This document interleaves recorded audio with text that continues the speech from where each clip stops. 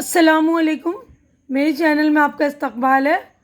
आज हम वीडियो जो है प्री बोर्ड एग्ज़ामिनेशन 2020-21 का बना रहे उर्दू का पेपर, ठीक है ना।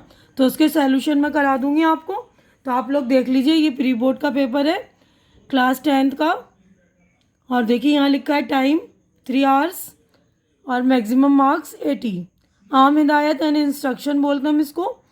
तो ये इंस्ट्रक्शन है। इस सवालनामे में कुल 16 सवालात हैं। सभी सवालात लाजमी हैं, यानी सभी सवालात जो है कंपलसरी हमें करने हैं। हर सवाल के नंबर इसके सामने दर्ज हैं। जवाब तहरीर करते वक्त सफाई और खुशकत का ख्याल रखिए, यानी जब हम जवाब लिखें तो सफाई का ख्याल रखना है हमें, साफ़ सुथरा लिखना है। खुशकत यानी अच्छी लिखाई में हमें लिखनी है। तो हिस्सा अलीफ है, यानी इबारत फहमी, शेर फहमी और अमली क़वायद, यानी हमें इबारत पढ़नी है, शेर वगैरह पढ़नी है, उसके जवाब देने, और कवायद है यानी ग्रामर, ठीक है। तो पहला मैं पढ़ रही हूँ। दर्ज झेल गैर दरसी नसरी इक़्तिबास को गौर से पढ़िए। गैर दरसी यानी जो सिलेबस में हमारे नहीं है, अलग से।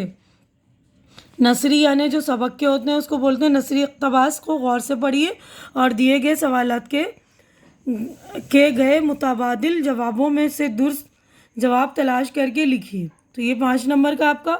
देखिए, माहौल में बढ़ती हुई आलूदगी और इसके ख़तरनाक नताइज से पूरी दुनिया खौफज़दा है, क्योंकि आलूदगी एटमी जंग से भी ज़्यादा तबाहकुन और ख़तरनाक है।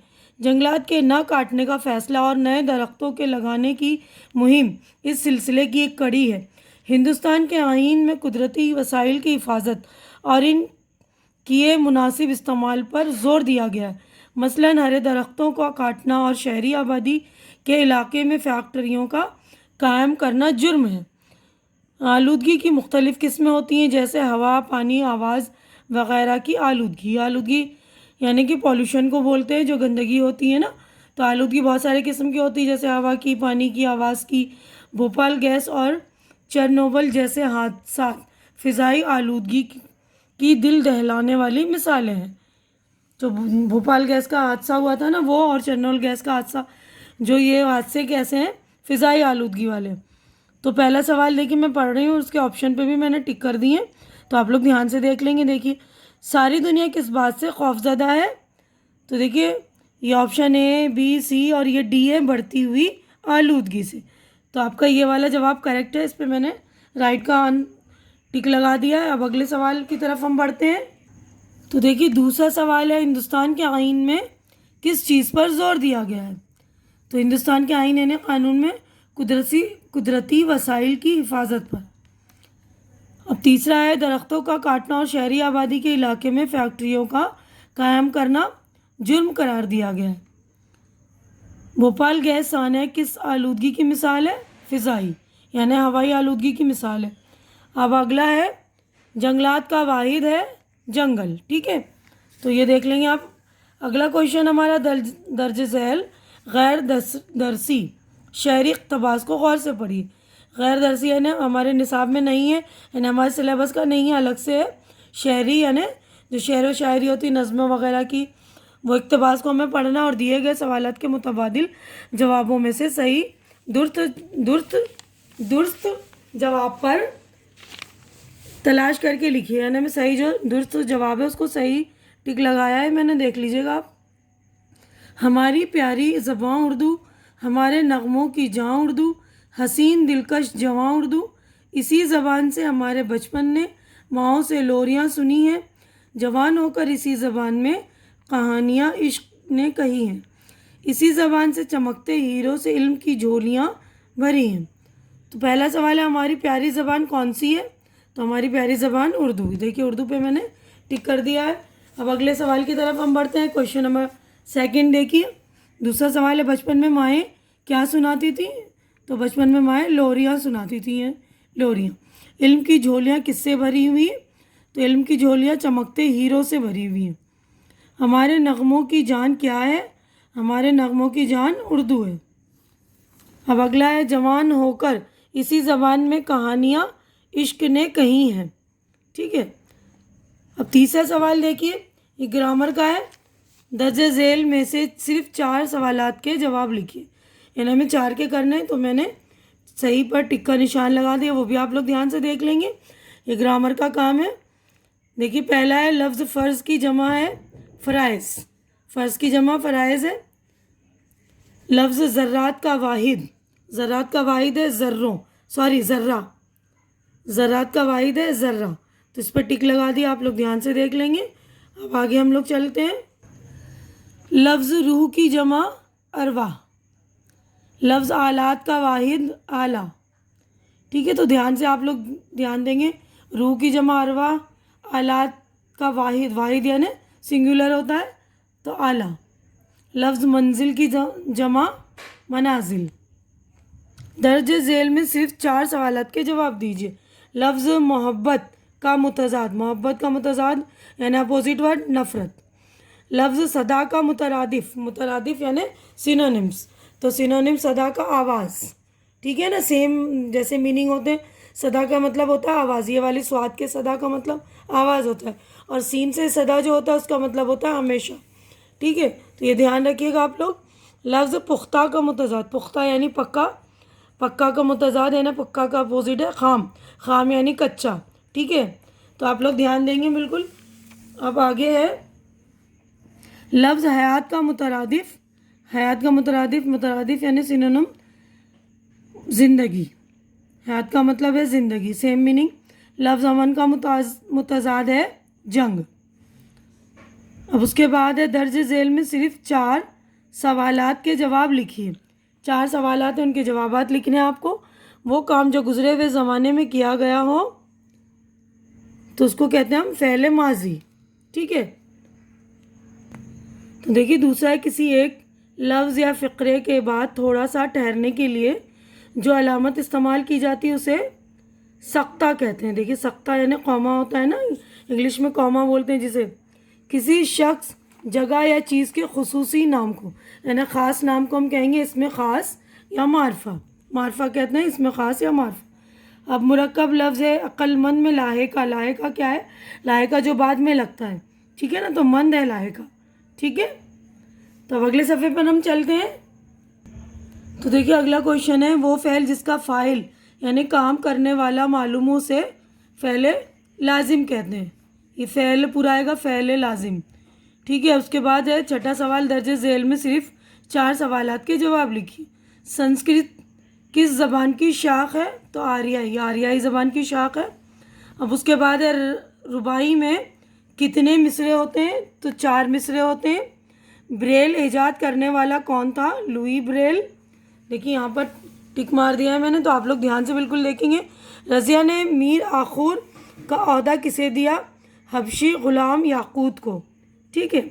वज़ीर अली के कारनामे सुनकर किसके कारनामे याद आते हैं, रॉबिन हुड के, ठीक है, ये वाला रॉबिन हुड सही है, ठीक है ना, रे और अलीफ से। अब अगला क्वेश्चन है हमारा 7वां सवाल है दर्ज झेल सवालात में सिर्फ 4 के जवाब लिखिए।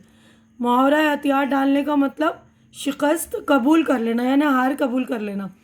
जैसी करनी वैसी भरनी, ये रहा वैसी भरनी, सही मुहावरा है फूला ना समाना, ठीक है, ये फूल सजाना फूलना ये सब नहीं है, ये है फूला ना समाना। अब उसके बाद है सही मुहावरे से जुमला मुकम्मल कीजिए। आजकल लोगों का खून सफ़ेद हो गया है, भाई भाई का जानी दुश्मन है, तो ये आएगा खून सफ़ेद। अब मुहावरा है मौत के घाट उतारने का मतलब है जान से मार देना, ठीक है। अब अगला सवाल है दर्ज झेल इक़्तिबास को गौर से पढ़िए और इसके मुतालिक दिए गए सवालात के मुतबादिल जवाबों से सही जवाब तलाश करके लिखिए। तो ये हमारे बुक का है, तो मैं पढ़ रही हूँ, उसके बाद आप लोग देख लेंगे। राजपूतों के एक सरदार का नाम रघुपत था, ये बड़ा बहादुर और जर्री था। इसने कुछ लोग अपनी फ़ौज में दाखिल कर लिए थे और उनको साथ लेकर लड़ा करता था। इसने बहादुरी में ऐसा नाम पैदा कर लिया था कि बड़े बड़े मुग़ल इसका नाम सुनकर घबरा जाते थे। अकबर के सिपाहियों ने बड़ी कोशिश की कि किसी तरह इसको पकड़ें, मगर वो एक जगह कब रहता जो इसे पकड़ सकते। रघुपत को पकड़ने के लिए अकबर बादशाह ने बहुत सी फौज भेजी, मगर वो किसी के हाथ ना आया। फिर बादशाह ने इसके घर पर पहरा बिठा दिया। अकबर का ख्याल था कि किसी दिन रघुपत सिंह अपने बाल बच्चों को मिलने ज़रूर आएगा, बस इसी दिन सिपाही इसको पकड़ लेंगे। इधर किसी ने रघुपत को खबर दी कि तेरा बेटा घड़ी दो घड़ी का मेहमान है, चलकर इसे देख ले। ये सुनकर रघुपत घबरा गया। तो पहला सवाल है, रघुपत कौन था? तो रघुपत राजपूतों का सरदार था। अकबर के सिपाही रघुपत को क्यों नहीं पकड़ पाते थे? क्योंकि वो एक जगह नहीं ठहरता था। ठीक है। उसके बाद ये इक़्तिबास किस सबक से लिया गया है? तो ये इक़्तिबास सबक का नाम जो है कौल का पास। ये हमारी किताब जान पहचान किताब में है। सबक का नाम है कौल का पास। सबक के मुसन्निफ़ कौन है? सबक के मुसन्निफ़ है मुंशी प्रेमचंद। रघुपत क्यों घबरा गया? इसका बेटा सख्त बीमार था, है ना, इसीलिए रघुपत घबरा गया था ना। अब अगला देखिए, पैराग्राफ है, कभी कभी खाने में विटामिन ए की कमी की वजह से बीनाई कम हो जाती है। इसके अलावा बहुत से बच्चे हादसों में अपनी बीनाई खो देते हैं। बीनाई यानी आंखों की रोशनी। बच्चों, विटामिन ए की कमी को पूरा करने के लिए अपने खाने में हरी सब्जियां, गाजर, पीले फल, आम, पपीता, कद्दू वगैरह मुनासिब मिकदार में इस्तेमाल करना चाहिए। साथ ही गिल्ली डंडा, पटाखों या नोकीली चीज़ों से अपनी आंखों से ख़ास तौर पर हिफाजत करनी चाहिए। कभी कभी गंदगी से आंखें ख़राब हो जाती हैं। आंखों को हमेशा साफ़ पानी से धोते रहना चाहिए। साफ़ तौलिया या रुमाल से आंखें पोंछनी चाहिए। कम रोशनी में नहीं पड़ना चाहिए और आंखों की वर्जिश भी करते रहना चाहिए। इन सब बातों का ख्याल रखने में तुम्हारी आंखें महफूज रह सकती हैं। अब देखिए, पहला सवाल है, दर्जे वाला इक़्तिबास किस सबक से लिया गया है? तो दर्जे वाला इक़्तिबास जो है नई रोशनी सबक का नाम है, उससे लिया गया है। किस विटामिन की कमी की वजह से बीनाई कम हो जाती है? विटामिन ए की कमी से। ठीक है ना। आंखों को हमेशा किससे धोते रहना चाहिए? साफ पानी से। ठीक है ना। तो मैं सही वाले जवाब पढ़ रही हूँ, आप लोग ध्यान से देख लेंगे, मैंने टिक भी लगा दिया है। विटामिन ए की कमी को पूरा करने के लिए किसका इस्तेमाल मुनासिब मकदार में करना चाहिए? तो देखिए ऊपर पैराग्राफ में लिखा हुआ हरी सब्जियाँ, तो यहाँ हरी सब्जियों का। ठीक है ना। कम रोशनी में नहीं पड़ना चाहिए और आंखों की वर्जिश भी करते रहना चाहिए। ठीक है। तो अब अगले सफ़े पर हम चलते हैं। अब देखिए अगला क्वेश्चन, नवा क्वेश्चन है, दर्ज झेल में दरसी शहरी हिस्से को गौर से पढ़िए और इससे मुतालिक दिए गए सवालात के मुतबादिल जवाबों में से सही जवाब तलाश करके लिखिए। लाई हयात आए, क़ज़ा ले चली चले, अपनी खुशी से ना आए न अपनी खुशी चले। हो उम्र खिज़र भी तो कहेंगे बवक्त मर्ग, हम क्या रहे यहाँ, अभी आए अभी चले। हमसे भी इस बिसात पे कम होंगे बदकुमार, जो चाल हम चले सो निहायत बुरी चले। बेहतर तो ये है यही कि दुनिया से दिल लगे, पर क्या करे जो काम न बेदिल लगी चले। तो ये लिखा है दर्ज बाला अशार के शायर का नाम। तो ज़ौक़ है इस वाले शेर जो मतलब ये गज़ल है, गज़ल के शायर का नाम ज़ौक़ है। उसके बाद है दर्जे बाला अशार शायर की किस सिन्फ से है? तो ये गज़ल मैंने अभी बता दिया है ना, गज़ल। उम्र खिज़र से शायर की क्या मुराद है? उम्र खिज़र से शायर की मुराद ही क्या है? लंबी उम्र, यानी तवील उम्र। लंबी तवील को कहते हैं, तो यानी बड़ी उम्र होती है, उसको बोलते हैं उम्र खिज़र, है ना। इस शेर इक़्तिबास के पहले शेर को क्या कहेंगे? पहले इक़्तिबास को हम बोलेंगे मक्ता। तो देखिए इस शेरी इक़्तिबास के पहले शेर को क्या कहेंगे? तो इस पहले शेर को, गज़ल के पहले शेर को मतला कहते हैं। ठीक है ना। उसके बाद अगले सफ़े पर हम चलते हैं। ये देखिए पहले मिसरे में हयात और क़ज़ा क्या है? तो पहले मिसरे में हयात और क़ज़ा जो है मुतज़ाद, एक दूसरे के अपोजिट।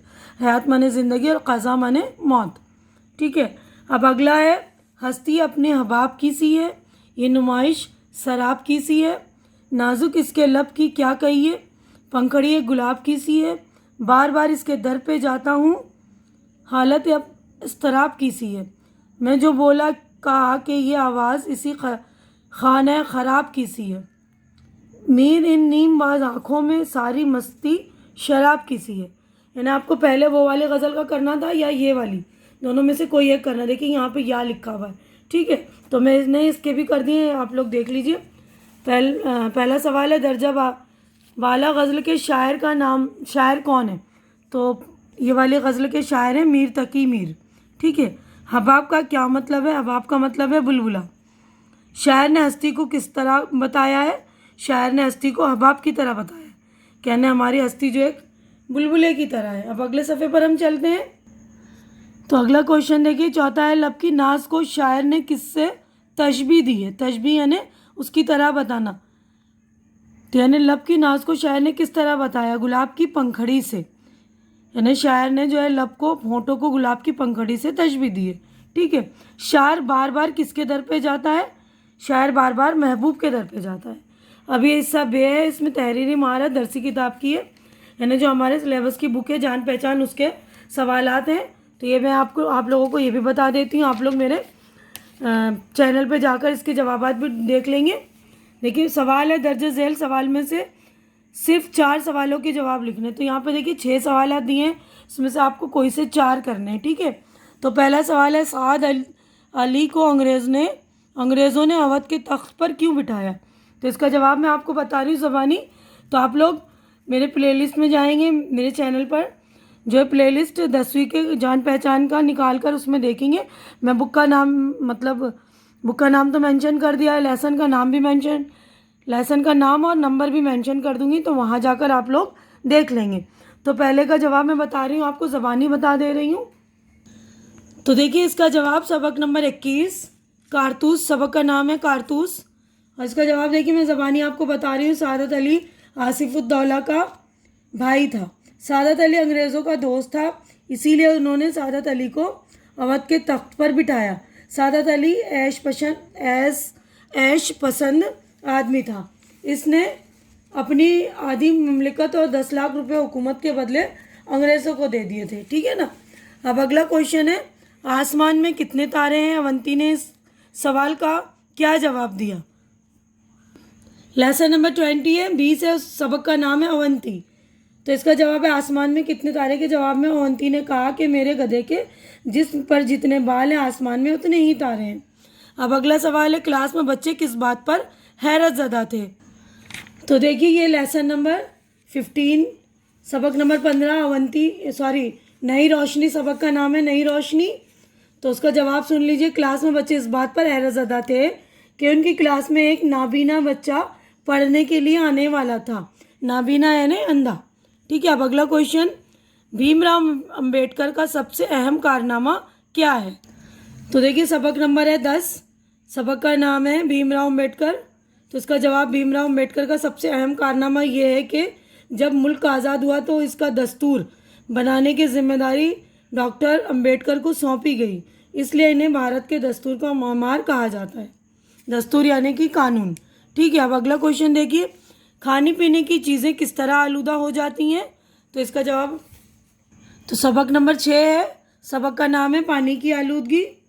तो खाने पीने की चीज़ों को अगर ढक कर रखा ना जाए तो और इन्हें खुला छोड़ दिया जाए तो मक्खियाँ, गर्द गुबार और बीमारी फैलाने वाले जरासीम इन्हें आलूदा कर देते हैं। आलूदा यानी गंदा। ठीक है। अब अगला क्वेश्चन है, शहरों की गंदगी किस तरह दरियाओं में शामिल हो जाती है। तो ये इसी सबक का है, सबक नंबर 6 पानी की आलूदगी का है। तो इसका जवाब देखिए, शहरों में गंदे पानी की नालियों और नाले बहते हुए दरिया में शामिल हो जाते हैं। इस तरह इनकी गंदगी दरिया के पानी में शामिल हो जाती है। ठीक है। अब अगला हमारा 11वां सवाल है, दर्जे से सवालात में से सिर्फ 2 के जवाब लिखिए। तो हमें सिर्फ इनमें 2 के जवाबात लिखने। तो ऊपर वाला शॉर्ट आंसर था, बिल्कुल छोटे, और इसमें थोड़े बड़े आंसर हैं। तो पहला सवाल है, हिंदुस्तान की खुसूसियात क्या है। तो देखिए ये वाला सबक नंबर 7 ज़बानों का घर हिंदुस्तान का सवाल है। ठीक है। तो आप लोग जाकर वहाँ देख लीजिएगा, क्योंकि जवाबात बहुत बड़े बड़े और वीडियो जो है काफ़ी लंबी बन चुकी है। अब अगला क्वेश्चन है, अकबर रघुपत की किस बात से मुतासिर हुआ। तो इसका जवाब है, तो ये सबक नंबर 4 कॉल का पास, उसमें है, ये वाले लेसन में आप देख लेंगे। अब उसके बाद अगला क्वेश्चन देखते हैं हम। ये देखिए 3rd क्वेश्चन है, कुछ देर नहीं अंधेर नहीं से शायर की क्या मुराद है। तो लेसन नंबर 3 जो है नज़्म नेकी और बदी, उसमें है इसका मतलब आंसर। ठीक है। अब उसके बाद है, सूरज को चश्मा क्यों कहा गया है। तो ये पहली नज़्म जो हमारी हमद है उसमें है इसका जवाब। ठीक है। तो आप लोग जाकर अच्छे से चेक कर लेंगे, मेरे प्लेलिस्ट में जाइएगा, उसमें 10वीं का जान पहचान का निकाल कर जो मैंने सबक के नंबर बता दिए वो निकाल कर चेक कर लेंगे आप लोग। अब अगला क्वेश्चन है, दर्ज झेल उन्वानात में से किसी एक उन्वान पर 250 अल्फाज पर मुश्तमिल मजमून लिखिए। तो हमें ये मजमून लिखना है। तो ये वाले मजमून मैंने लिख दिए हैं। आप लोग मेरे ग्रामर में प्लेलिस्ट में जाकर देख लीजिएगा। कुछ तो मजमून मैंने लिख दिए हैं और कुछ नहीं लिखे हैं, तो जो नहीं है वो मैं लिख कर अपलोड कर दूँगी, ठीक है ना। तो ये हमें आज़ादी भी लिख दिया है, खेल की अहमियत, इल्म की अहमियत वगैरह लिखा हुआ है। बाकी के जो नहीं है वो मैं लिख दूँगी, ठीक है। अब 13वां सवाल है, लॉकडाउन में होने वाली परेशानियों का जिक्र करते हुए अपने दोस्त को एक ख़त लिखिए। तो दोस्त को ख़त लिखने का मैंने पैटर्न जो है समझा दिया है। तो वहाँ पर आपको लॉकडाउन में जो परेशानी हुई है मैटर में वही लिखेंगे। ऊपर के जो है पैटर्न में बता दिया है कि जिसको हम ख़त लिख रहे हैं उसको मुखातिब करके लिखेंगे, जहाँ से हम लिख रहे हैं वहाँ जगह का नाम लिखेंगे, और लास्ट में हम जिसको लिखे हैं उसके बारे में अपना जो हमारा रिश्ता है उसको बताएंगे, क्या रिश्ता है अपने दोस्त को, कि मेरे प्यारे दोस्त, ये जो भी है वो लिख देंगे। और बीच में हमारा मैटर लिख देंगे कि हमें लॉकडाउन में ये परेशानी हुई है, ठीक है। अब उसके बाद ये लिखा है, या स्कूल में होने वाली पानी की किल्लत का जिक्र करते हुए अपने स्कूल के प्रिंसिपल के नाम एक दरख्वास्त लिखिए। तो दरख्वास्त का भी मैंने नमूना बना रखा है। तो आपको जो दरख्वास्त में शुरू में और आखिर में सब वही लिखना है।